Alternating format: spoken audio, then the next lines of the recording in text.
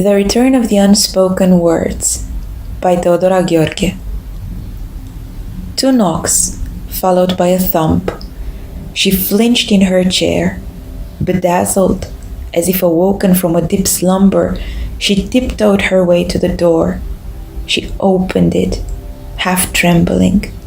There they were, decrepit yet slender-looking, like ghosts pretending to have a body. She peered at them in awe. There were so many, much more than she had ever imagined. Worn-out syllables, withered compliments, unfinished sentences stacked with loose adjectives and haughty epithets, naive similes brimming with secret excitement, heavy pauses and soppy lyrics.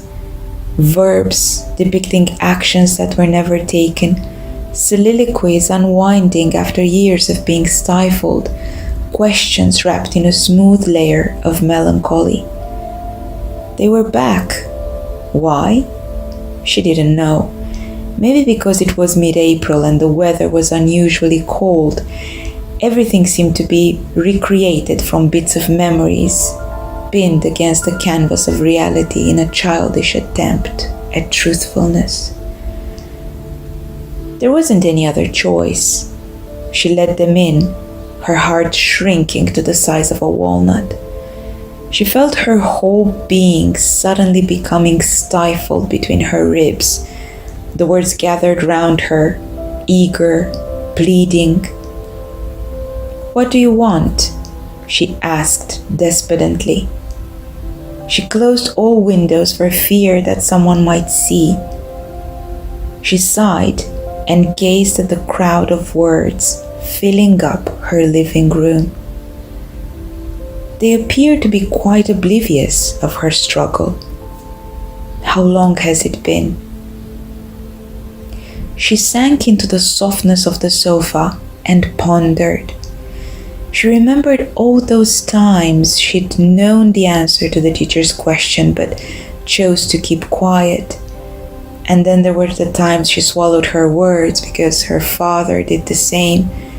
And what about that spring when her jaws clenched like two hooks squeezing the straps of a silky dress?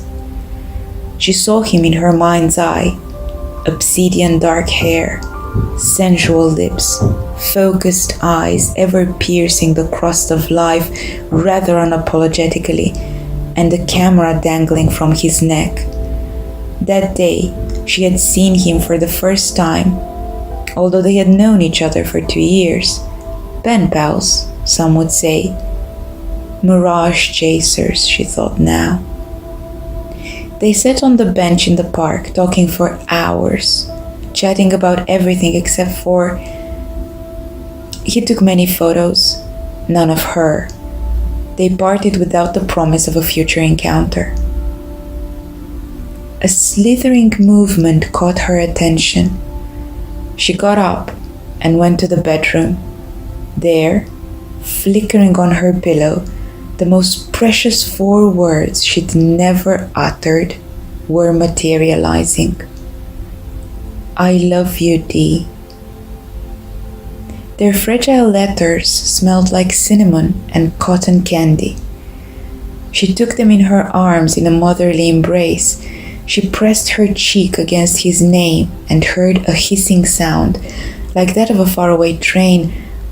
What if... She stayed like that for endless minutes, breathing in the scent of his memory.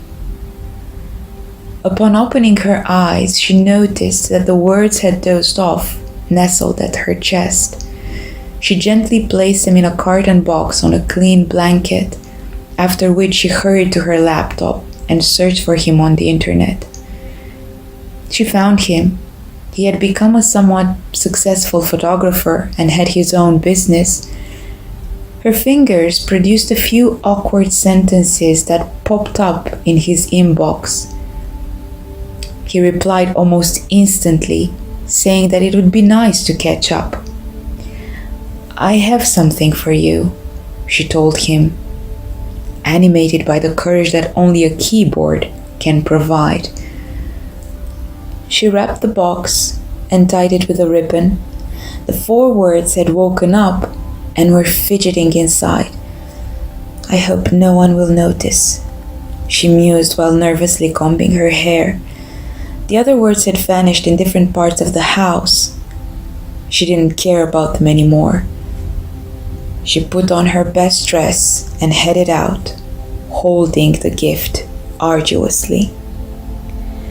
They had agreed to meet at a rather sheltered tea house. He was even more handsome than she remembered. He talked a lot about himself and his business.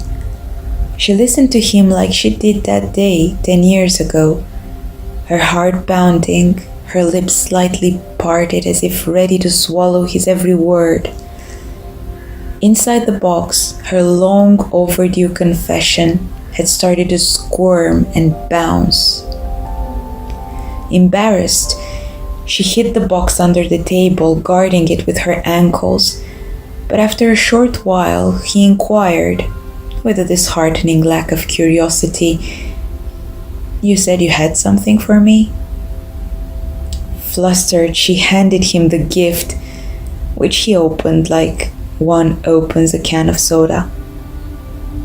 "I don't understand," he said. "Is this a joke of some sort?" She felt her stomach curled up.